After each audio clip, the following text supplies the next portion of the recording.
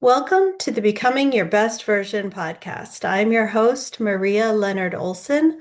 I'm a civil litigation attorney in Washington, D.C. I am a podcaster, a mentor to women in recovery, an author, TEDx speaker, and journalist. You can learn more about me at marialeonardolson.com.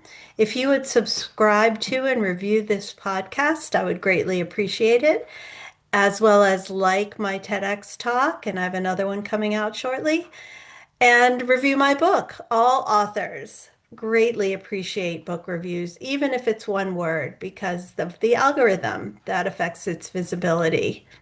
So I started this podcast 6 years ago because my work in the realm of women in midlife brought me into contact with amazing women who have inspired me and will inspire you.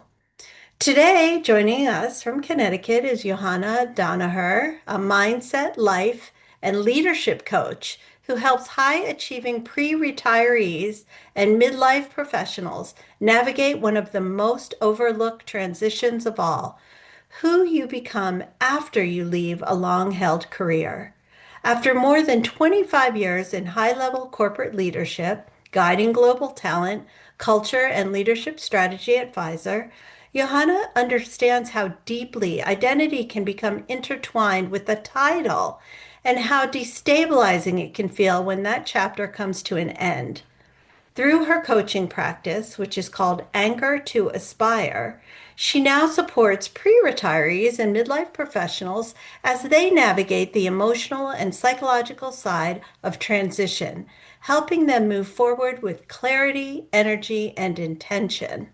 Her work blends evidence-based tools with deeply human insight, drawing from energy leadership, the Energy Leadership Index, positive intelligence, whole brain thinking, and the science of happiness. She helps clients recognize how they show up on their best days versus under stress, and how small, independent mindset and energy shifts can radically change their experience of retirement, reinvention, and life transitions.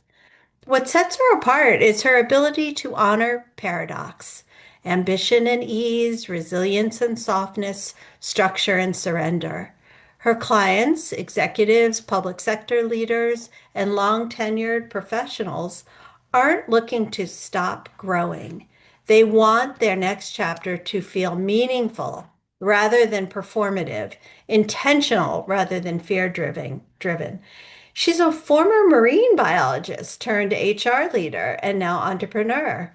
Her nonlinear path shapes a coaching approach rooted in possibility.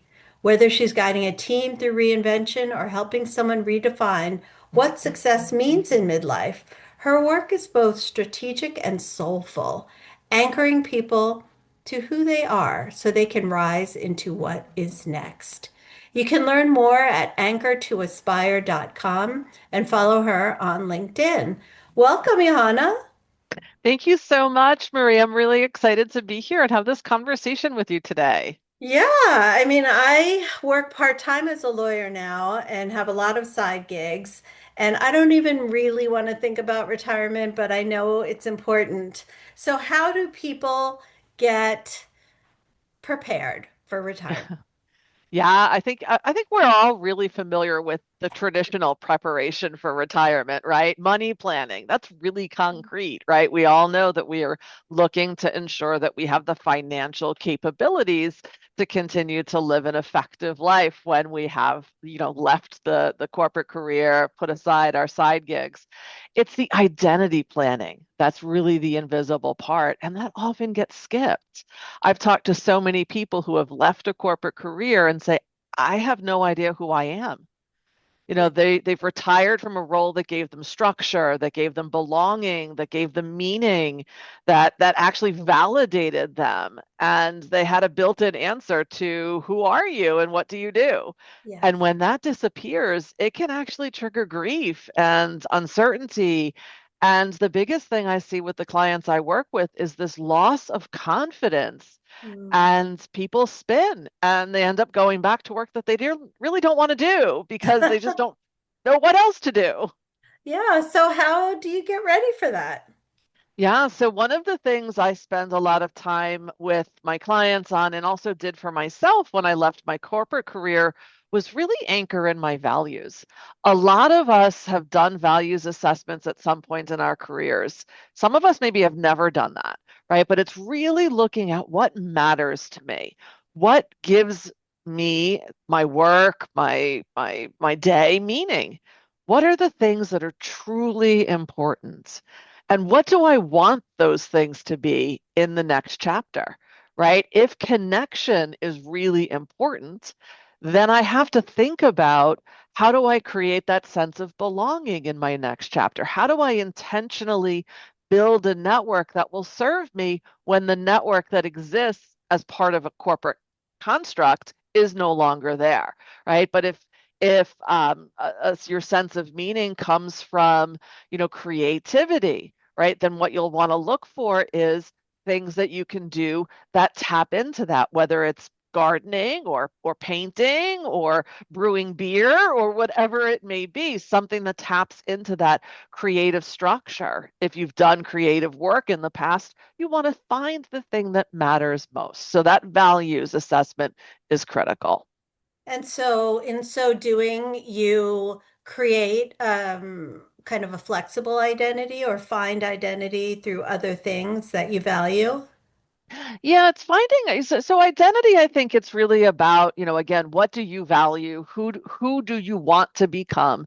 And then aligning your daily actions to that, right? Don't try to just go do the same thing or be busy because busyness is how we know how to operate, right? We were always busy when we were in our careers or in our sort of semi-retirement moments.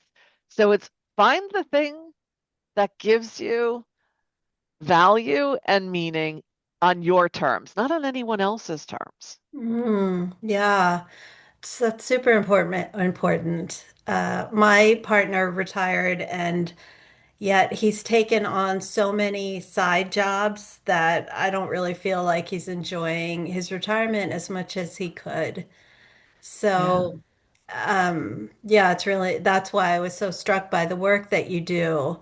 So, why do so many people, you've kind of answered this, but rush to stay busy after they retire, and what's the cost of doing so? Yeah, so I think busy, it's so interesting, right? Busy is the socially acceptable way to avoid grief, uncertainty, and sort of that silence where those identity questions live. And many of us who are high achievers, we were trained to equate worth with output, right? So the Mm, more we produce, the more valuable we are, right? mm, Our performance reviews. What did you achieve? What outcomes did you influence, right? So then all of a sudden, our identity is so tied to that. So output, right? Production of something is where we see and feel most valued. Retirement can threaten that, right? So we end up filling our time and we wear that statement of, I'm so busy, almost like a badge of honor, right? yeah. So what happens is we create jobs, side hustles, gigs, volunteerism that may have not the meaning we're looking for, right? We're not actually asking that question, what matters now? We're burning our energy trying to outrun the discomfort. And sometimes our relationships can suffer because busy becomes sort of that wall, right? Versus that choice. And so I also encourage my clients and had to really do this myself, and it was hard, is to pause and to really cultivate rest and to cultivate those moments where we're not glorifying being busy. Yeah, that's so true. So then I guess your answer to what people should focus on is how they want to derive meaning in this chapter. Yeah, I think that's the most important question that, I ask and I encourage my clients to self-reflect on. To start it with the identity plus the energy, right? So it's what is going to give you meaning and how are you energizing yourself? What are the things that you're doing that deplete you? What are the things that are doing that really bring that spark of joy, right? So I have clients name what I call the anchor points, right? So what steadies me? What gives me meaning? Where do I feel most like myself? And then I also ask them to look at, what am I leaving? What am I bringing forward into this next space? And what do I want to create space for? Right? Because it's all about, we could keep doing the same things, but what is that someday thing that you've always put off? I'll get to that when. That's what you want to focus on now and relook at it. Is that still what you want? Right? Ask yourselves, really, really, what do I want now? Yeah, yeah. So then I guess you teach pre-retirees to reframe uncertainty about their identity and use it somehow as fuel for an intentional and empowered rewirement. Yes, and I love that phrase, right? Rewirement is exactly what we're doing. We're rewiring everything, right, in so many different ways. And that can feel very scary, right? It's like something that you've been a highly successful leader. You've been someone who's been 30 years in a career. You're clearly successful. Right. And now all of a sudden it's something completely different. And that can be very, very scary. So that's what we're talking about is that it doesn't have to be change for change's sake. It's really wiring yourself for truly what you want, right? You get to do this chapter based on your terms, based on your passions, based on what matters to you. And that becomes choice, right? Instead of having to do something because you're expected to deliver X, you get to choose to do something because it's important to you. Yeah. So you came up with a great name for your business, Anchor to Aspire. How did you come up with that? So the ocean has always been a big part of my life, right? I started Mhm. off studying marine biology, and I could tell you everything you wanted to know about a lobster. So ocean and that whole idea of the ocean also being a paradox was important. So part of what I did in my corporate career was, help leaders, help people see paradox and be able to operate and have resiliency in those moments. And the ocean represents that to me, right? It is the giver of life. And it also can be a destroyer of life, right? It can uh, be serene and chaotic all at the same time. It can be stormy and calm, right? And so we see this in the ocean. The ocean tides are constantly lapping at the shore and changing the shoreline. Nothing is constant, yet it is constant. So how I came up with Anchor to Aspire was leaning into the ocean metaphor and highlighting the fact that in order to aspire to whatever it is you're aspiring to, you have to anchor in the deepest, most fundamental components of who you are. What gives you, the unique you, a sense of purpose and a sense of meaning. For me, and I'm in my 50s, all right, my mid 50s, it's a very different meaning today than it was 25 years ago, even 30 years ago. Right now, it's about, intentional time with my spouse, creating space to spend with my daughter who's in college when she comes home. So really having that freedom and that capacity to be able to choose my schedule for what I want my schedule to be and not have to be in a 9 to 5. So I wanted the freedom to be able to organize my time. 25 years ago, it was very different. 25 years ago, I was an early talent starting out my career. I wanted to grow, I wanted to learn. I was eager for every opportunity that came my way. And, even 15 years ago, I was a new mom. Well, 20 years ago, actually, now I was a new mom. So what I wanted was stability. What I wanted was, the ability to be able to pick my daughter up after school and have some flexibility, right? So it's all dependent upon you and what's important for you at that moment. And that's why it's important for us to reflect. Yeah, so true. So do you have any clients from Pfizer, your former employer?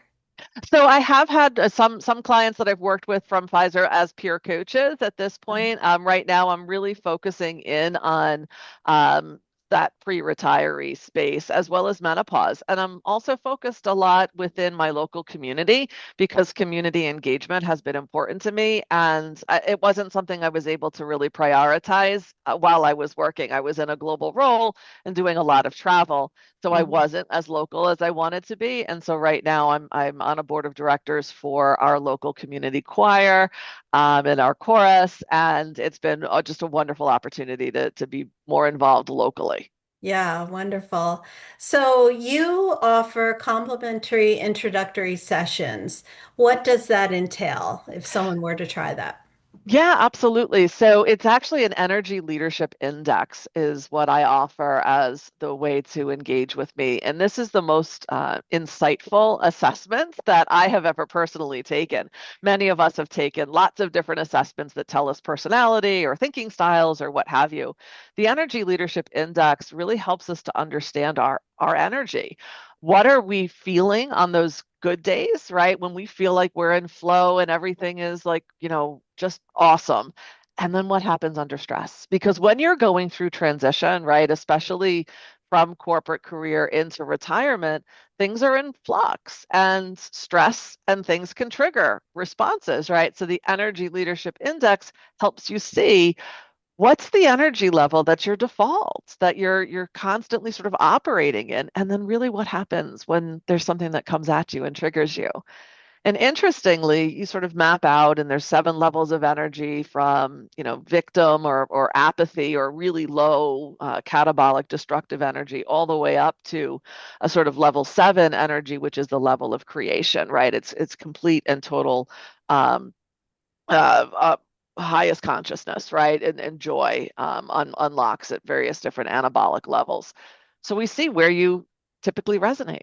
And then we explore how do you operate under those stressful moments. And awareness creates choice. And I love to bring clients through that energy leadership index because it really does create this moment of, oh, that's what's happening. And now I understand why, right? For me, I was so surprised when I took this, and I've taken it 3 times. And I was so surprised to see that under stress, I had a significant shift between the second and the third time I took this assessment. And my stress response was very much high in sort of, yeah, I don't want to deal with that, and also high in anger, right? So I would Mm. get really, really frustrated under stress. And all of a sudden, it went from 16.2% of my stress response was anger to 6.2% after the third time. And what I realized was that my natural tendency is sort of helper. I want to help people, but without boundaries, I'm over functioning in that space. And I would get angry because then it turned into being people pleasing.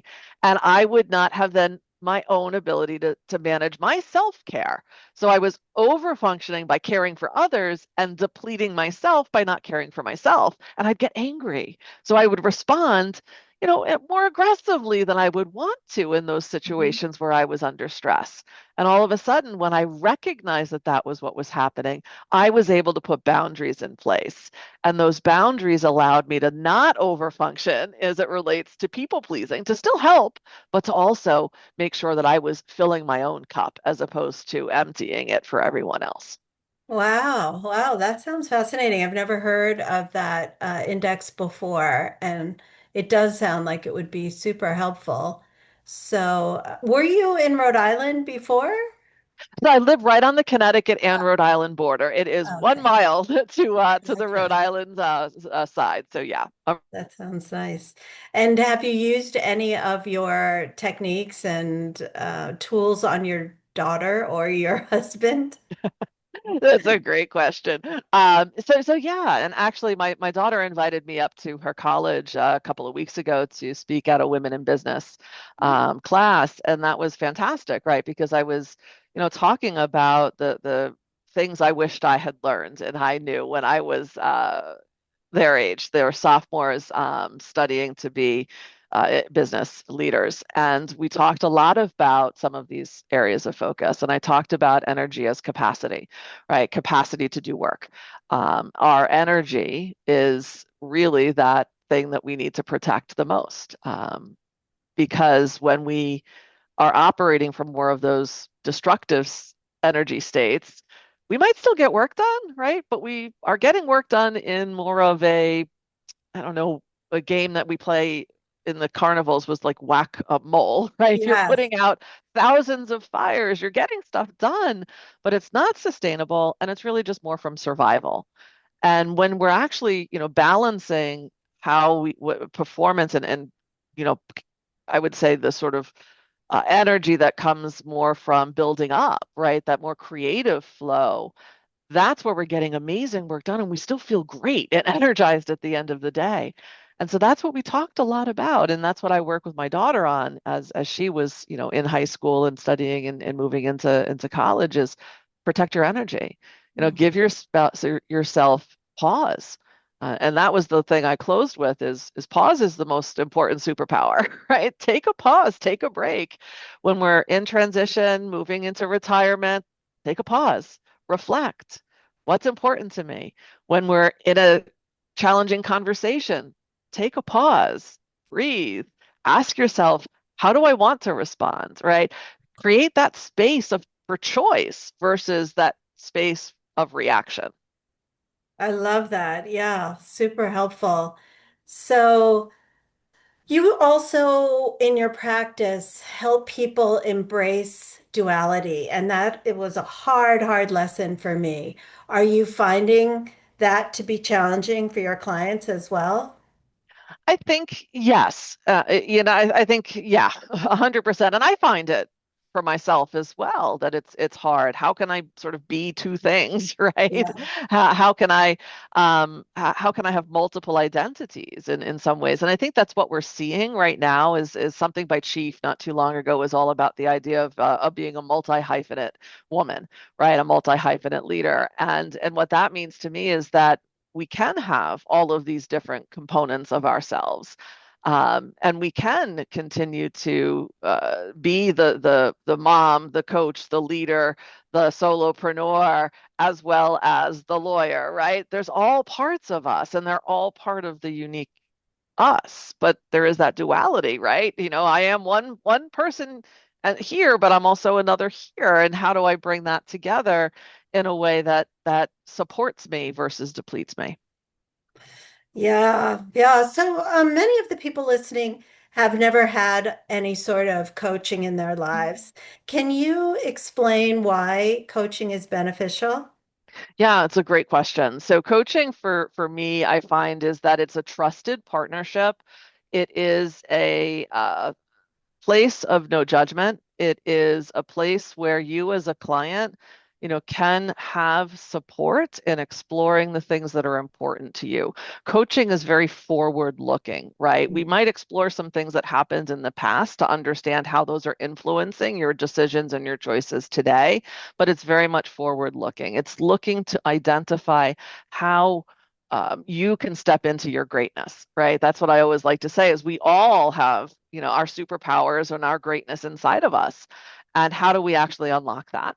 And your coach is someone who will ask very powerful questions, right? Your coach is not coming with answers, right? That's maybe a mentor or a consultant, but a coach is going to be standing beside you, walking alongside you, helping you to unlock what's already inside of you and helping you to look at things in a different light and may challenge you to think about things very, very differently.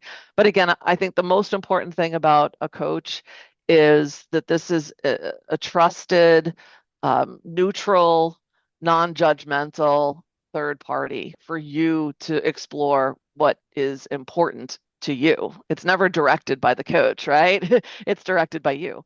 The coach, any coach will have frameworks that way will support the client towards their goals. Absolutely. But again, it's very, very, very client driven. And I always say everyone needs a coach, right? We think about individuals and high performance. We think about teams, right? Whether they're corporate teams or whether they are athletic teams, teams all have coaches. Um, and your coach unlocks the highest potential that exists within you. So when you talk about forward-looking emphasis, you're distinguishing it from therapy, which is more rooted in exploring the past, correct? Exactly. Yeah. Therapy would be exploring the past to heal. Coaching is understanding that you're looking to move from where you are today to where you aim to get to in the future. So it's not about sort of healing trauma, it's about unlocking potential. Yes, got it. Okay, so it sounds like you have built yourself an incredible practice that's helping lots of people. You've got great reviews on your website, which I love, your design as well. But I ask all of my guests the following question, which is what do you do, Johanna, to become your best version? So for me, what I do is I intentionally practice pausing. And this is an important component for me. It's something I didn't do often enough as a corporate leader. I was rushing from meeting to meeting, from checking my email in the elevator while I'm going to the next one. 5 minutes late. Yeah, I didn't pause.